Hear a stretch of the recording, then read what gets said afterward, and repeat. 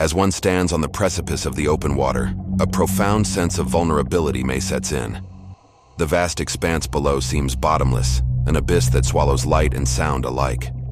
The mind conjures images of unseen creatures, their forms obscured by the inky blackness. It's a fear that extends beyond what the eyes can perceive, a fear of the mysteries concealed in the fathomless depths. Yuri Lipsky was a 22-year-old Russian-Israeli diving instructor who had recorded his own death as he descended to the bottom of the 120 meters deep diving spot. And the video channels the fear of dying alone in the dark, in a macabre atmosphere, like if one had been separated by anyone and everyone and left behind or forgotten.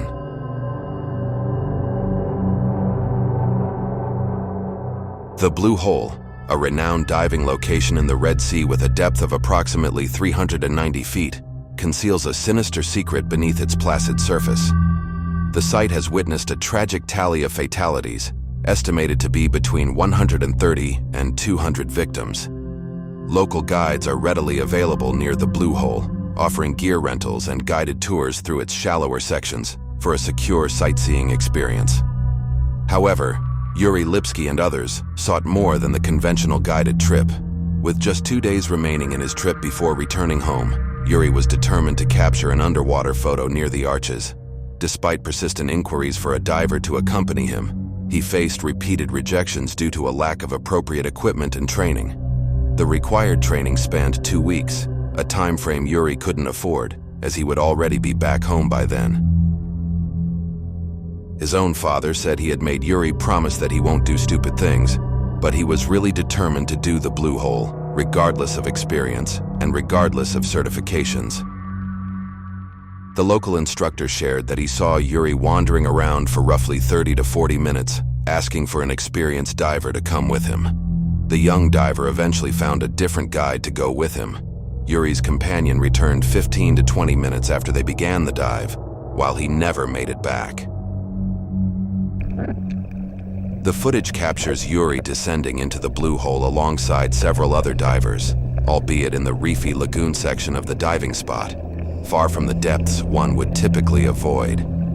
As he ventures deeper, the number of accompanying divers diminishes until he is left alone in the vast expanse of blue water. In this footage, you witness Yuri Lipsky engaging in what's commonly referred to as a bounce dive, a rapid descent to a specific depth followed by an immediate ascent, typically undertaken by divers aiming to surpass their own depth records. Within diving circles, these dives are recognized as highly perilous, even with extensive experience and meticulous planning.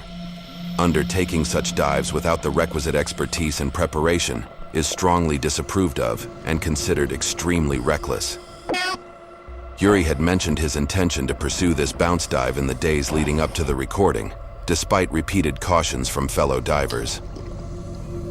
Recreational divers commonly utilize a single 12 or 15-liter cylinder of compressed air, equivalent to the air you're currently breathing but compressed for optimal storage. They seldom venture beyond 40 meters or 131 feet in depth for several reasons, some pertinent to what will happen in this video. The increasing pressure at greater depths induces nitrogen narcosis, with the narcotic effect becoming noticeable around 18 meters or 60 feet, and generally considered manageable at 40 meters.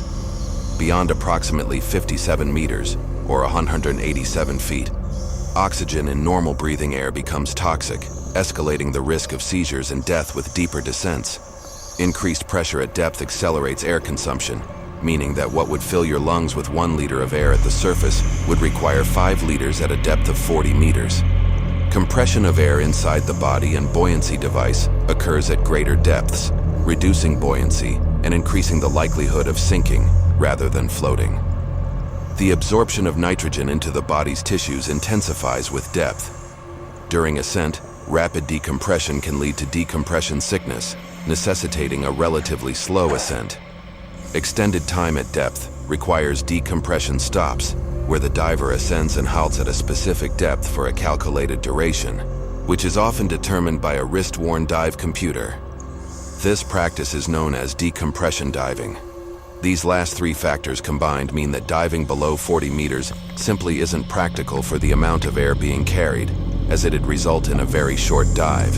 most of which would be spent slowly ascending. Diving deeper than 40 meters is known as technical diving. Technical divers breathe different mixes of gases that allow them to avoid the dangers of nitrogen narcosis and oxygen toxicity.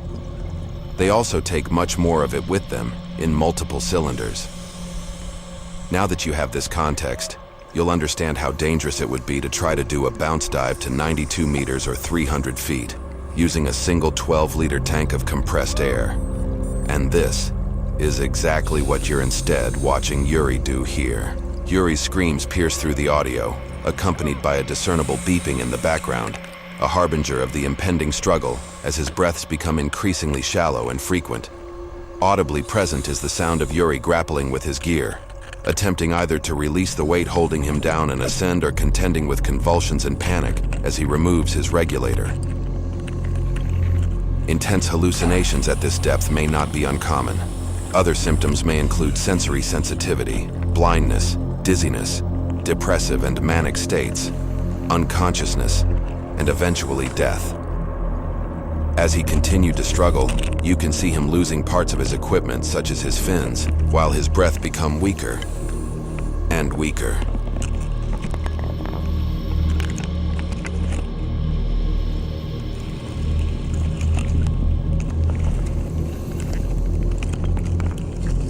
The moment of its final breath isn't actually recorded by this footage.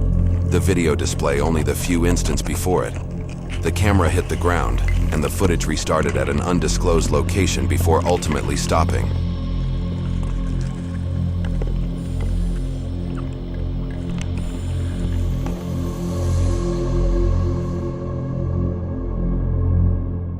To this day, many divers lose their life in the blue hole.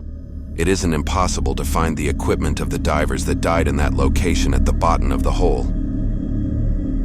Near the blue hole, you may find many tombstones that remember the death of past divers. Many other locations, especially for complex underwater caves, even put signs underwater to warn divers of the high likelihood of death. May Yuri Lipsky's story encourage a collective commitment to responsible exploration, ensuring that the allure of the ocean's depths is met with preparation and the utmost respect for the forces that lie beneath.